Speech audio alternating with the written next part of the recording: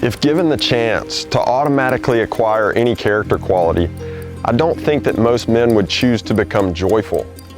Joy feels like something that women read and write about. Men would rather become resilient or confident or disciplined. Grateful maybe, but not joyful. And I think one of the main reasons that we as men overlook joy is that we misunderstand it. See, joy is the destination and summation of all the character qualities that I just mentioned. You need resilience and confidence and discipline and gratitude to obtain joy. Joy is the pinnacle of life. It's living life to the full. Joy doesn't mean that you become happy and bubbly all the time. That's annoying. Joy simply means that nothing in the world can shake you. Joy means that you can endure hard circumstances because in the middle of them, you still see the positives of life and you never lose hope for a good future because you're so confident that God is a good God, that He's for you, and that He wants the best for your future. The late Orthodox priest, Father Alexander Schmemann, said that it can only be through the joy of Christians that the world can see Christ.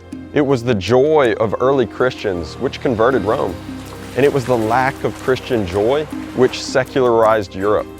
The atheist European philosopher Friedrich Nietzsche said that he would become a Christian if Christians looked like a people that had actually been saved. If the reason that Christ gave for Him coming to earth was that we experience life to the full, how sad is it if we wallow through our days with no zest for life and no sense of adventure?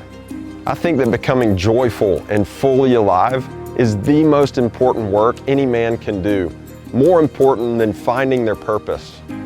Now let me share with you how the Joy Journal can help you cultivate joy in your life. First off, we need to realize where joy comes from. Joy is a fruit of the Holy Spirit. The reason that Jesus was so joyful is that He was filled to the full, to the maximum amount of the Holy Spirit. And He was so full of the Holy Spirit as a man because He was always praying. He was waking up early before the sunrise to go off by Himself to pray. And as you read about the life of Jesus in the Gospels, you'll learn to live the way He did, full of joy through the Holy Spirit. This is the reason that I included the Gospel of John in the Joy Journal. The life of Christ in the Gospels is our GPS in life.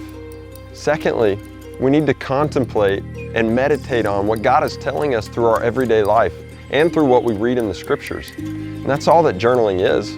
It's contemplative prayer. Stream of conscious journaling, which is simply writing down whatever's bouncing around in your head, is the best way for us 21st century technology addicts to slow down our monkey brains and process what we're learning and experiencing in life. Journaling isn't keeping a diary.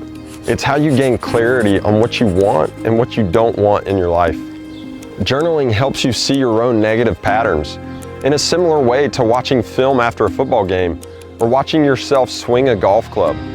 It's hard to change what you don't know you're doing wrong. Beyond that, and even more beneficially, I think journaling is the easiest way to build confidence, resilience, and grit, as I mentioned before. When you make a commitment to show up to the page every day, regardless of how you feel, and you keep it, it does wonders on your identity, and you start to see yourself as a person who keeps his commitments, which is all that confidence is.